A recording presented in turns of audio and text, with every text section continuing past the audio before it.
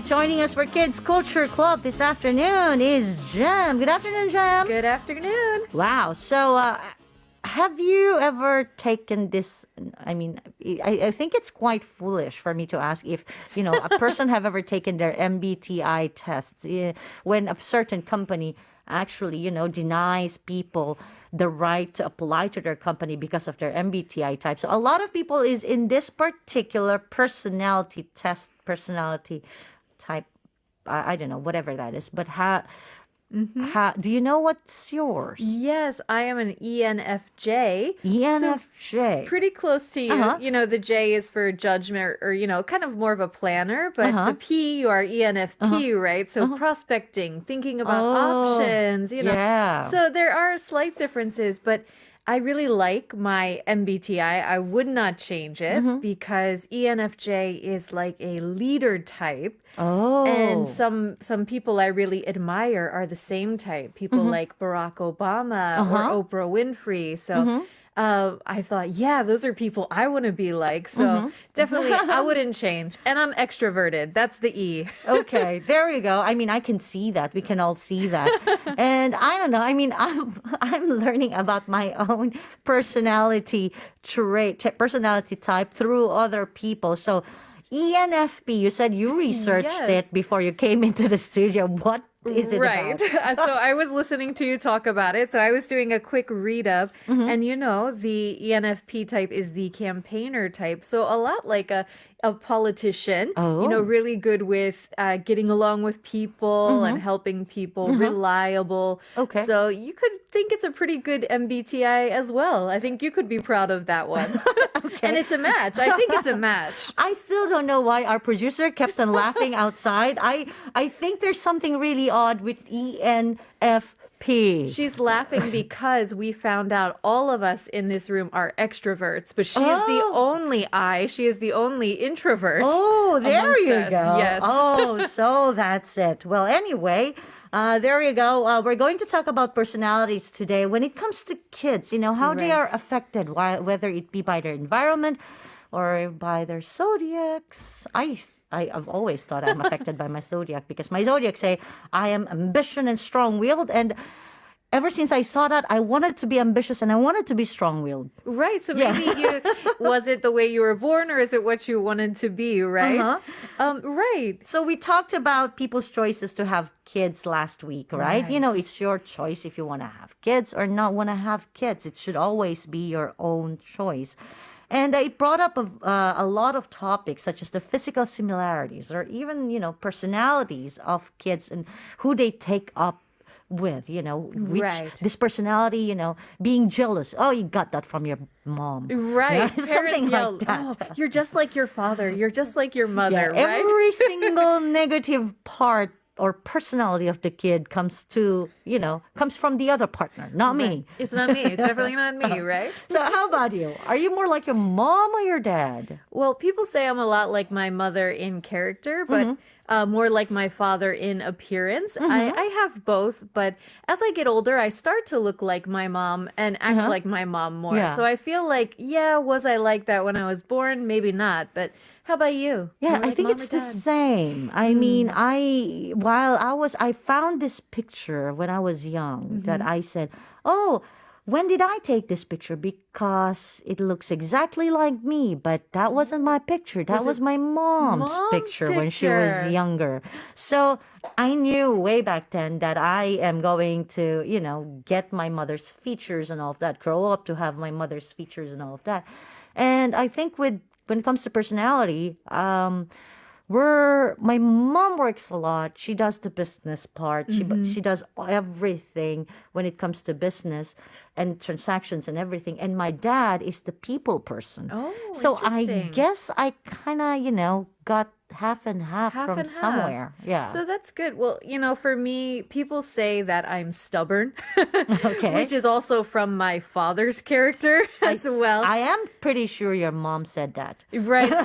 I mean, I hear it a lot, but it's true. I also think it has something to do with my zodiac. Okay. Because I was born in April, so I'm known as a Taurus, a bull. The character, the animal is a bull. So Okay. that's exactly the character of the Taurus. is being stubborn. So you mentioned you also think you're affected by your zodiac. What is your I'm a monthly? January, so I'm a January. Capricorn. Capricorn. And whenever you actually see Capricorns and you read what kind of people are Capricorns, they're ambitious, strong-willed, and all of that is always a part of those stuff. Now, in Asia, people do zodiac based on the year of birth. It's the animal Right. signs, right? Yes. That we do here. Right. So I'm a rabbit. How about you? Do you know I'm your a animal? dragon. Dragon. Oh, I wrote so much about the dragon, so you've got all kinds of characters. Well, that's right. Because we're on Kids Culture Club, did you know that some parents really consider about either the monthly zodiac or the year in which their children are born, right? Really? Do you actually? Yes. I mean, I kind of believe in a way when people are saying, this is the year, this is a lucky year to give birth. And you can actually see a spike in the numbers of births during that year. Yes, and Yeah. and even with gender too, there's even a preferred gender as well. But I'm actually one of those people. I'm not so superstitious, but I had my son in 2019 because it was the year of the pig. Okay. And it's the year of the golden pig. So I thought, hey, this could be a lucky year. And my mother-in-law was also born in the year of the golden pig. So they're exactly 60 years apart in Wow. age. So your And mother-in-law's also a golden pig. golden pig. Yeah. So we thought, oh, that would be kind of cute, Yeah. Now, I know, I mean, if you actually look at the survey or the statistics of, the people, a number of people here in Korea, we've had a spike in the number of births in 2000. In 2000. And my daughter was born in the year 2000. Oh, really? And she's a golden dragon. Golden dragon. That sounds very lucky. So Not just but- dragon, golden dragon. And a lot of people are actually thinking, that you should be born that year because, it's the changing, it's a millennium, it's a change, it's a very yeah. big change. And people were talking about, it's the end of the world. That It's too. 2000. So have babies. It's the end of the world. Yeah. So we're going to have babies. But yes. But yes, we indeed got a spike in the numbers of births during that. So I noticed the difference when my daughter went to elementary school. They had more kids than all of the other years. Really? Yes. So it really was a thing here, I guess. Yes, they needed one more classroom to fill in for the first graders when they went into school. Wow. All those dragons. All But those dragons. You are absolutely right, too. Are you that superstitious when it comes to that? I'm not so superstitious about it, but you are absolutely right. The dragon zodiac is the most popular year for births because people believe it to be so lucky. Yeah. And the characteristics associated with them, they are courageous, ambitious, intelligent. They have all the good points. I'm a dragon, a Capricorn, and a dragon in me, Yes. and then I'm ENFP. Yeah, you got all these good points. Don't look at the weaknesses. Just look at the Okay. good things. But Yeah. I actually found that the year of the horse is the least popular. Why so? Especially for girls. They said that, horses associated with stubbornness. And it seems that stubbornness is the kind of undesired You have to beat them characteristic. before they can run, before they Yes. move. And then I found that the last lucky year was 2021, the year of the ox, which Last was year. Yeah, last year was considered lucky as well. But I was joking. Well, then what about 2020? Because Yeah. that wasn't a very lucky year. But last year was a lucky year to have. And a few years later, the year of the dragon will come around again. Maybe there will be a boom. But we know, of course, these are superstitions and real personality is more complicated, right? Now, this is the thing that we were talking about. As I have said, we were talking about my cousin and, where do you actually, do you think, he got that personality from whom? Or was it, what he saw from the outside? So that's the thing. Is personality more nurture? Or, it's natural, that it comes naturally to you. It's your DNA. It's your genetics. It can be that. Do you think that children get their personality from their genes, like from mom and dad and 할머니, 할아버지 and all of that? Or from the environment, or, the zodiacs actually, or do the zodiacs actually play Right, or is it a the role? zodiacs?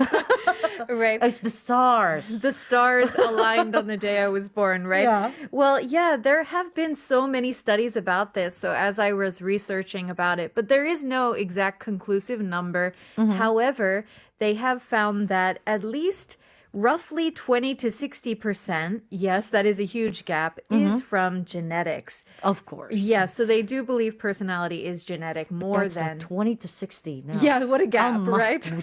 Okay. It's But there's another aspect which they call temperament, right? Whether Okay. you're very, active or calm, they do believe that temperament is affected by environment. So, Okay. children who grow up in a harder environment, tough situation, potentially abusive, they tend to have more impulsive characteristics or hot-headed character versus people who grow up in a very calm, safe environment, they tend to have more of a calm temperament. So Okay. that point they have found does come from where you are. And the really interesting point about this was the personality factors, even though they are genetic, they can change when we get older. Of course. But in general, our temperament kind of stays the same throughout our whole life. So if you're Okay. calm now, you're calm later. If you're impulsive now, you might be Yeah. impulsive later. But then again, a few years in a particular situation where, even though you grew up in a safe and calm environment, and be thrown when you become an adult, you're thrown into the kind of job that would actually need, very, I mean, you can't let you stay calm. You have to always be on your toes. You have to be doing something, and you don't know what will change. You have to be, like, for example, if you're working in, let's say, fashion shows, and, if something goes wrong in all of those, in events organization, something goes wrong, you actually have to have a plan B and a plan B to the plan B. Right. I Yeah. think that's a good point too, is because they say temperament stays the same. Maybe that's the difference between in that situation. One person will blow up because they're stressed, but the other person will maybe panic but stay calm. Yeah. Right? No, I think it was different. If I compare myself when I was young, I know I'm one of those, those people whose name gets on the board every single day. Gold star or No, troublemaker? Under the title noisy. Oh no. ENFP? So yeah, I always get that. But then again, sometime in my life, we needed to transfer to another province that I don't know the language of. So it made me like a quiet little girl, and then I have to transfer to Korea once again. But yeah, I think that is something that is really. And then I realized that when I got into broadcasting, I realized that, hey, I like this. I like talking to people. I like being not really in front of the camera, but I just like mingling with people. And learning that, I began my civic works. Right. And that's good. I mean, maybe your original childhood characteristic was you were, yeah, let's talk. And you kind of had some time in between, but you did loop back to your original character, right? I know. Yeah. Wow. For me, I just always think about the fact that my personality is mostly the same, but when I was young, I was very messy and very not tidy. And now I'm a neat freak. I'm obsessed with everything being clean. So Is that something that you want to pass on to your kids or not? well, I would like a little help, yes. So 2485 actually sent us a message. 5살 아들이 점점 꼬집이 세져서 고민인데 더 사랑으로 이해해줘야겠죠? Okay, now 2485 says their 5-year-old son is getting a little bit more, let's just say, curious, very curious as they grow up. And they were asking if, we just have to, understand them with love. What do you think? That's a hard question. But, since we're talking about parents passing down to children, is that also your personality? Oh, 2485. Oh, 2485. Let's 혹시 think 고집 about it. 쓰신 거 쓰셨어요? 어렸을 때?